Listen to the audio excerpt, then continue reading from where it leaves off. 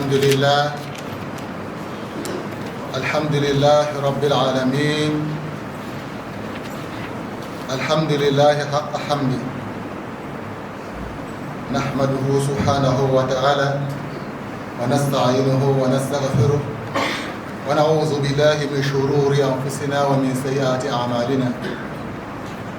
من يهده الله فلا مضل له ومن يضلل فلن تجد له وليا مرشدا.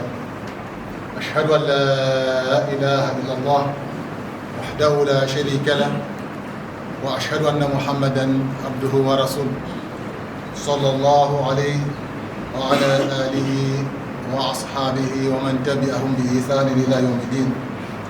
يا أيها الذين آمنوا أوصيكم ونفسي بتقوى الله، فاتقوا الله حق تقاته ولا تموتن إلا وأنتم مسلمون. يا أيها الناس اتقوا ربكم الذي خلقكم من نفس واحدة وخلق منها زوجها وبث منهما رجالا كثيرا ونساء. اتقوا الله الذي تساءلون به والأرحام إن الله كان عليكم رقيبا. Louange à Allah subhanahu wa ta'ala, louange à lui, Allah, le Seigneur des cieux et de la terre, et louange à lui d'une louange parfaite. Nous le louons, nous implorons son aide et son pardon, et nous cherchons refuge auprès de lui, Allah subhanahu wa ta'ala, contre les agissements du seulement qui ne sait pas, et contre les penchants d'un cas mauvais de notre âme charnelle. Nous lui demandons justement de nous guider de la meilleure des façons, parce que celui qui a dit Allah subhanahu wa ta'ala guide, nul ne peut le détourner, alors que celui qui l'abandonne à lui-même ne saura trouver la voie du salut. Et j'atteste qu'il n'y a point de divinité qui mérite d'être adorée, hormis Allah, il est unique, il n'a pas d'associé. J'atteste que Muhammad sallallahu alayhi wa sallam est son serviteur bien-aimé, son messager bien-aimé. Celui-là qui est le modèle parfait de la guidance à la surface de la terre. Ô vous qui avez cru, je vous invite, ainsi que ma propre personne, à la crainte réelle d'Allah subhanahu wa ta'ala, et que nul d'entre nous ne trouve la mort en étant entièrement soumis à Allah, entièrement musulman.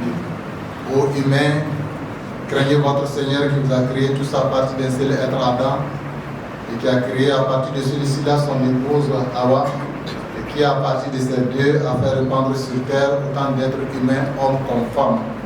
Craignez Allah au nom de qui vous demandez mutuellement assistance et craignez de rompre les liens sacrés du sang, parce qu'Allah subhanahu wa ta'ala nous observe en toutes circonstances. Chers frères et sœurs à la foi, nous remercions Allah subhanahu wa ta'ala qui nous a donné cette opportunité de congrégation à travers donc, la célébration de Jumu'ah, la prière de Jumu'ah. Nous lui demandons d'agréer cette adoration par avance et de nous pardonner les insuffisances à la matière. Pour le rappel de ce jour, le sermon de ce jour, nous voulons parler d'un sujet d'actualité qui nous concerne tous. Parce que comme vous le savez, chers frères et sœurs à la foi, notre pays a fait l'option de passer d'une communauté qu'on appelle communauté de consommation, donc qui se contente de consommer ce qu'on lui envoie ou ce qu'il a fait venir, pour aller vers une communauté qui cette fois-ci produit et qui produit ce dont il a besoin. Pour nous, il est bon effectivement de saluer cette initiative parce qu'elle mérite d'être encouragée. En effet, le fait d'encourager, d'inciter chaque citoyen, chaque famille, chaque communauté à produire davantage, cela revient pour nous, musulmans, à aller dans le sens de la valorisation de ce que Dieu a mis à notre disposition.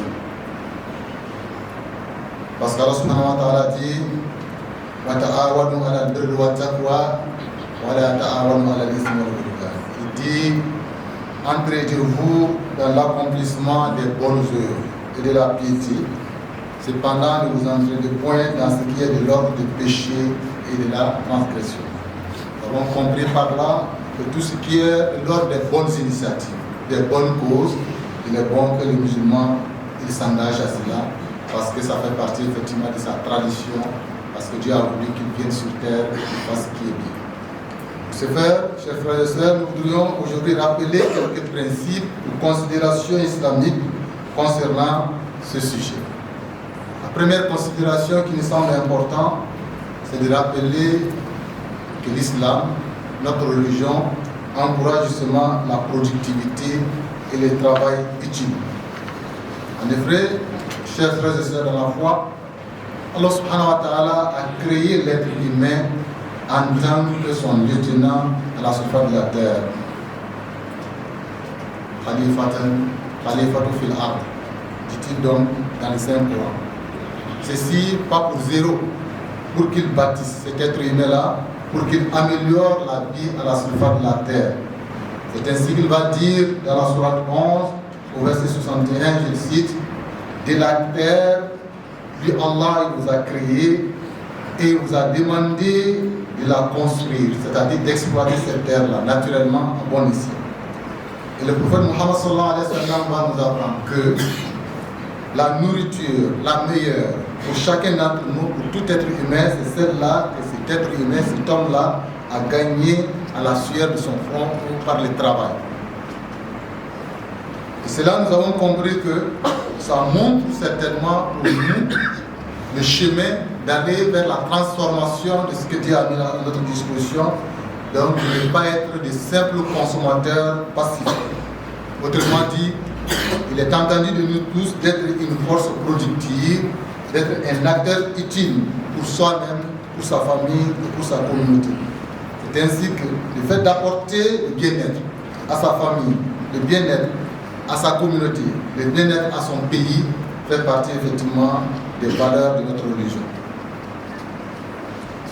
C'est de cela, chers frères et sœurs, qu'il s'agit, c'est-à-dire à fortement s'engager dans le sens donc de quitter de l'état de consommateur simple pour aller vers la création ou vers la transformation de ce que Dieu a mis à leur disposition, de pouvoir innover dans ce sens-là en allant vers effectivement la satisfaction de nos besoins en nous, des besoins de notre entourage. Parce que, il faut le savoir aussi, le fait de ne pas produire, de se contenter de consommer ce que les autres nous envoient, il y a bien du danger dedans. Sinon, il y a bien des dangers dedans. Parce que la dépendance en réalité affaiblit la dignité. Alors que, vous le savez très bien, notre religion accorde une importance capitale à la dignité de l'être humain. Karkaronna Bani, j'ai dit qu'il a honoré les fusards. Donc, le fait d'être honoré ne nous donne pas le droit de laisser bafouer effectivement notre dignité par le simple fait qu'on ne sait pas faire ce dont on a besoin, ou on ne sait pas mettre à notre disposition à nous ce dont nous avons besoin, et d'être comme si on devrait tendre la main. Justement, le prophète Mohammed sallallahu alayhi wa sallam va dire que la main qui donne est toujours meilleure à la main qui prend.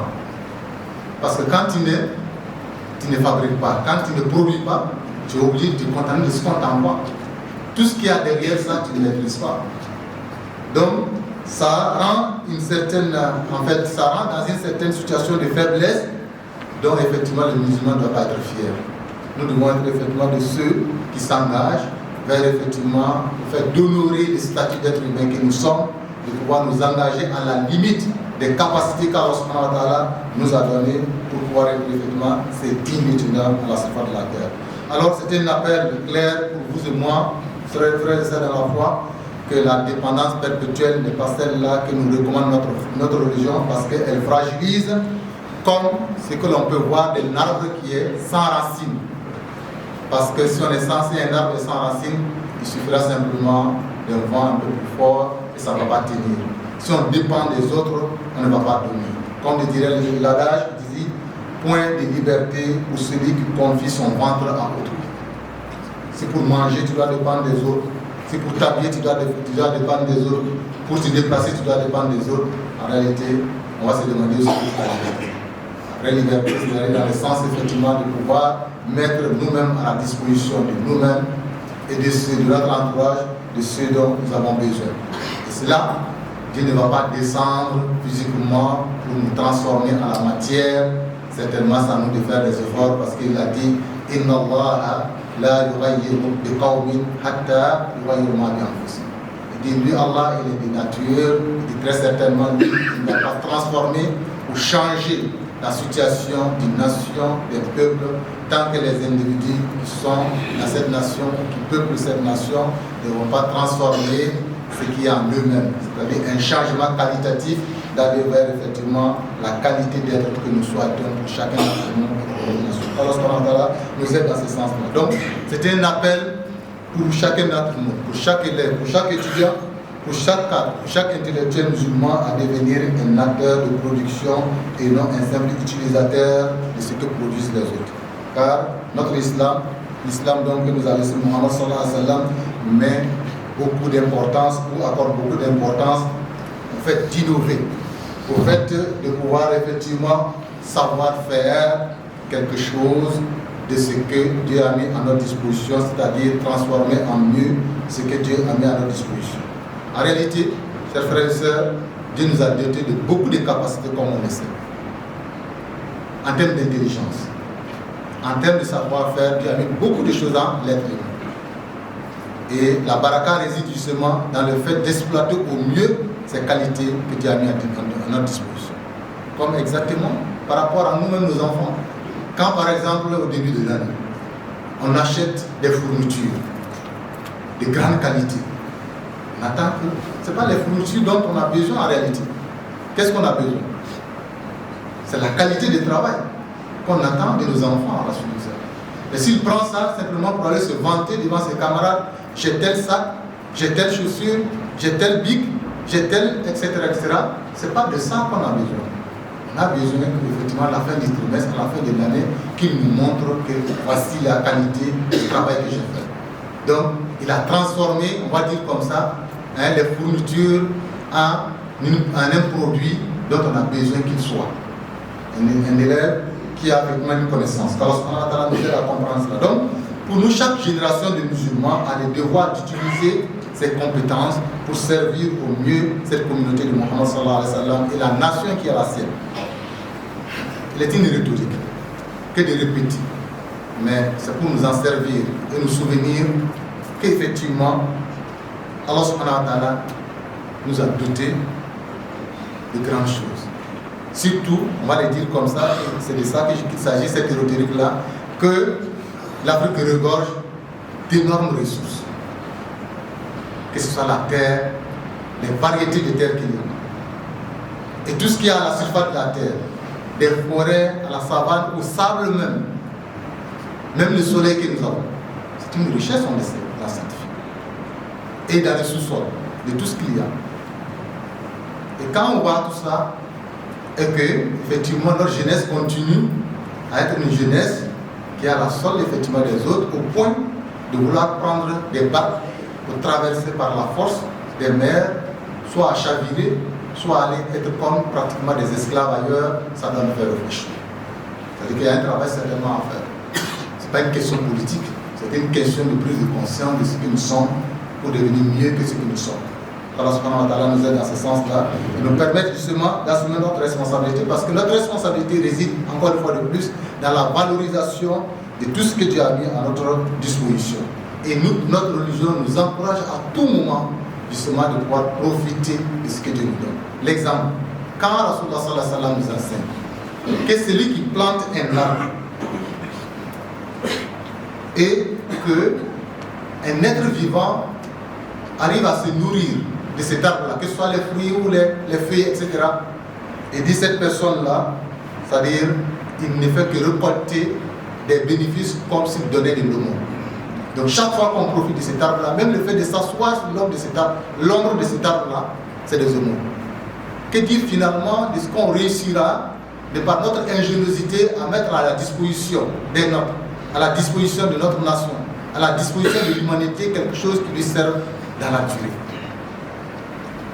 Ça veut dire que certainement, chaque fois que les gens vont utiliser cela, ce serait des hasanat, ce serait des aumônes. C'est ça aussi, c'est la sadaqatul jariya aussi.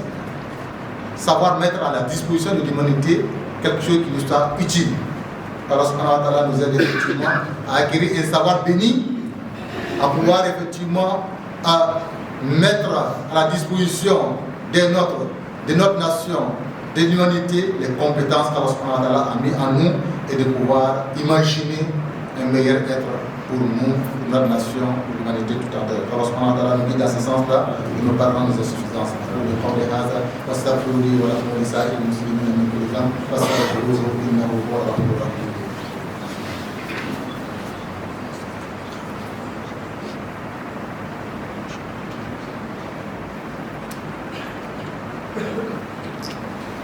الحمد لله رب العالمين والصلاة والسلام على سيدنا محمد النبي الأمي وعلى آله وأصحابه ومن تبعهم بإحسان إلى يوم الدين. Louange à Allah subhanahu wa ta'ala, le Seigneur des cieux et de la terre. Louange à lui qui a prévu d'énormes récompenses pour ceux et celles-là qui s'engagent dans l'amélioration de leurs conditions de vie et de l'amélioration des conditions de vie de ceux qui les entourent. Que la paix et le salut d'Allah subhanahu wa ta'ala se déversent en abondance sur le nom des messagers Muhammad sallallahu alayhi wa sallam et sur tous ceux qui sont dépendants de lui depuis sa famille, ses fidèles compagnons jusqu'à ceux-là, comme vous et moi, et tous ceux qui viendront après nous, qui auront emprunté leur voie, donc la foi pure et jusqu'au jour donc, de la réduction des comptes. Chers frères et sœurs, avant de terminer, un dernier élément fondamental à prendre en compte. Et il est bon effectivement qu'on n'oublie pas cette dimension dans nos cheminements à la surface de la terre. C'est-à-dire Allah subhanahu wa ta'ala a mis en nous l'élément qu'on peut dire qui nous distingue fondamental des autres créatures à la surface de la terre. C'est al-aql, la raison. Le fait de pouvoir réfléchir. Cette réflexion, l'élément le plus important dont on attend de chacun de nous, c'est de pouvoir prendre effectivement les décisions qui servent. Sinon, à pouvoir opter pour les options les meilleures pour mieux cheminer à la surface de la terre, pour être mieux à l'au-delà. À commencer naturellement par suivre la voie qui plaît à Allah subhanahu wa ta'ala, d'abord la foi qui est indispensable pour celui qui veut réussir bien ici comme dans l'au-delà. Mais au-delà, comme on va dire, comme ça, de la foi de ce qui nous lie directement à Allah subhanahu wa ta'ala, il est bon de se souvenir du fait que Allah subhanahu wa ta'ala veut que lorsqu'on veut agir, qu'on réfléchisse et qu'on prenne la meilleure option, on va dire comme ça, l'option la plus durable, la plus salutaire. Parce qu'il dit par rapport à nous croyants, il dit Ya ayyuhallazina amanu ittaqullah wal tanzur nafsun ma qaddamat lighad. Il dit ô vous qui avez cru, craignez Allah et que chacun puisse voir qu'est-ce qu'il a bien pu préparer pour son avenir. C'est vrai, ça s'adresse à l'au-delà de prime abord. En réalité, tout ce qui est de l'avenir de l'être humain, Dieu lui a donné une raison qui lui permet effectivement de faire des options.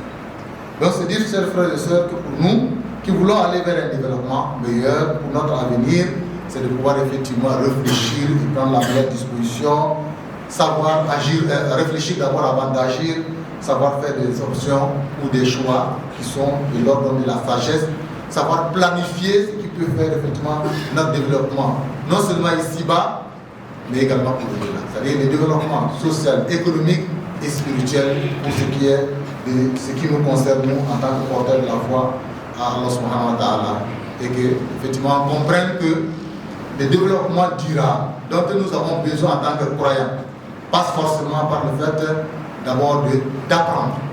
N'oublions pas ça, parce que notre religion commence par Iqra. Mais ce n'est pas seulement Iqra le Coran. Le Coran, oui, c'est la base. Mais au-delà, tout ce qui est de la lecture pour nous